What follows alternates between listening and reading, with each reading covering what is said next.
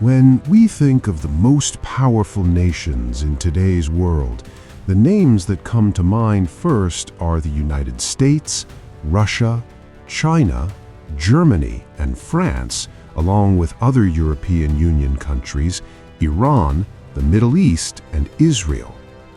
In the modern world, international institutions and global economic and social stability largely depend on the decisions and interests of these powerful states. Most of the products and services we use in our daily lives are, in one way or another, controlled by American or Chinese corporations. The present world has become like a massive state machine, slowly tightening its grip over the entire planet. But the question is, was the situation the same in the Middle Ages? The answer is no. When we look at medieval Europe, we see a very different picture. The British East India Company forced Indian farmers to cultivate indigo against their will. In the same way, Europeans in America treated African slaves brutally, forcing them to work endlessly in cotton plantations. The so-called Golden Age of the British Empire was built upon the blood, sweat, and tears of people from other lands. Although the Industrial Revolution transformed the face of the world, it was fueled by the exploitation of colonies. Yet many people today would find it hard to believe that several of these modern world powers were once under Muslim political influence.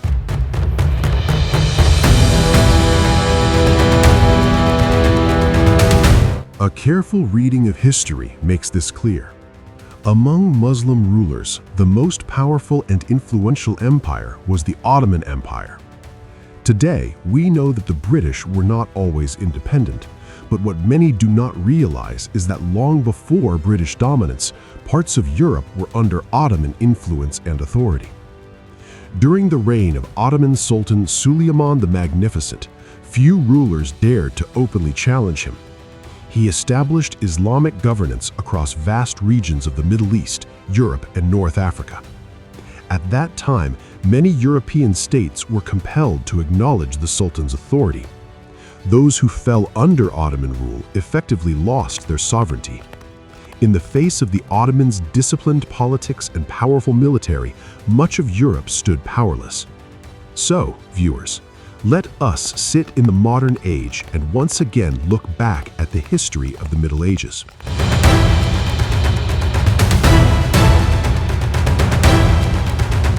Let us now get to know the Ottoman Empire in this episode. At first, we remember the story of Ottoman Sultan Mehmed II. Many historians believe that he marked the turning point of the late Middle Ages. When Sultan Mehmed II was only 12 years old in 1444, his father, Sultan Mehmed II, temporarily abdicated the throne and placed him on the throne. At a young age, Mehmed II declared that he would one day conquer Constantinople. The viziers and commanders were shocked to hear the Sultan's ambition.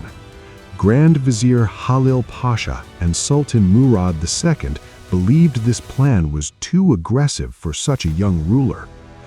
Due to political instability, Mehmed had to step down, and Murad II returned to power. Mehmed had to wait until his father's death in 1451 to regain the throne.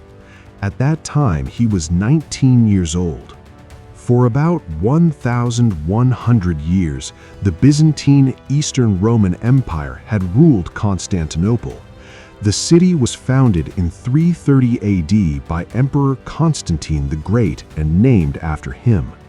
Despite numerous attacks, even from the Crusaders, the Byzantines managed to maintain control of the city. When Sultan Murad II died in 1451, Mehmed ascended the throne again without opposition. He once again decided to conquer Constantinople.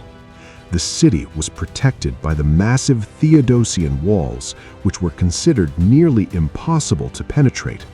On one side of the city was the Golden Horn, protected by a massive iron chain stretched across the water to block enemy ships. The Byzantines were well aware of European naval capabilities and had strengthened their defenses. At the same time, they maintained diplomatic relations with European powers. Many people doubted the young sultan's strength and ability. Even Halil Pasha was concerned.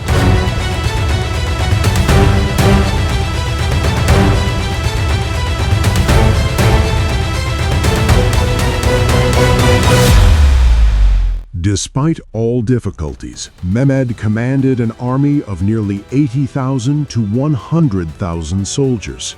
He also strengthened his military structure, including the elite Janissary Corps. All doubts about the Sultan were washed away by time.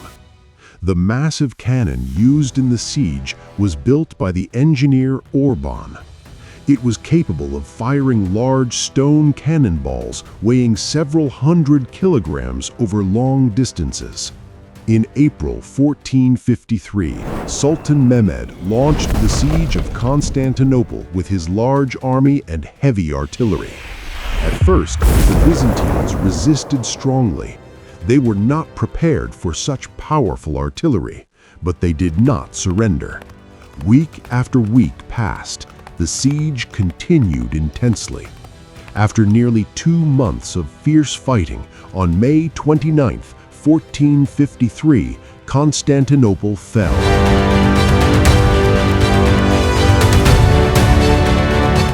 The Byzantine Empire came to an end after more than 1,100 years. Sultan Mehmed II made Constantinople the capital of the Ottoman Empire. Over time, the city became known as Istanbul. After the conquest of Constantinople, the Ottomans gained strategic access to Europe. Sultan Mehmed II's courage and determination strengthened the foundations of the Ottoman Empire.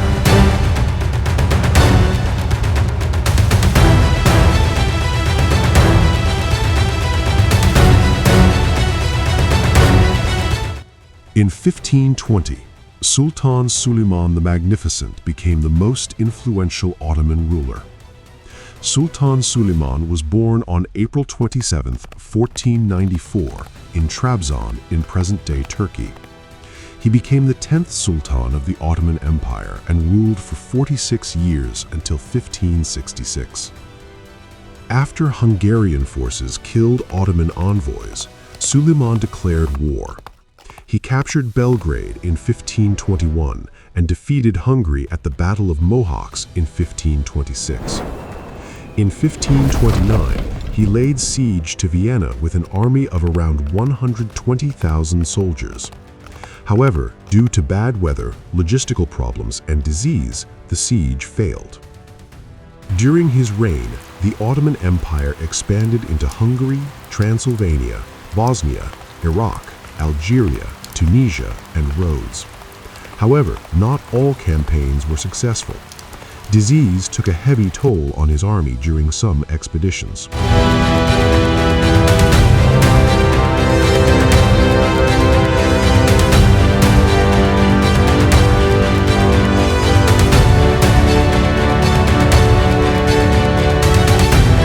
Suleiman died in 1566 during the siege of Sigetvar in Hungary. His death was temporarily kept secret to maintain army morale.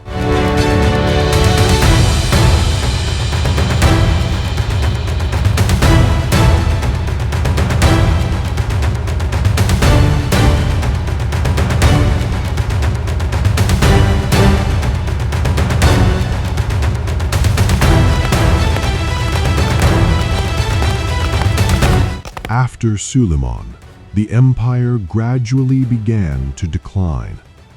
Internal corruption, weak leadership, and palace politics weakened the state.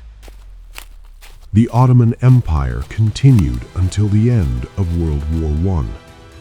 In 1923, Mustafa Kemal Ataturk established the Republic of Turkey, officially ending Ottoman rule and abolishing the Caliphate. Thus ended an empire that had lasted more than 600 years.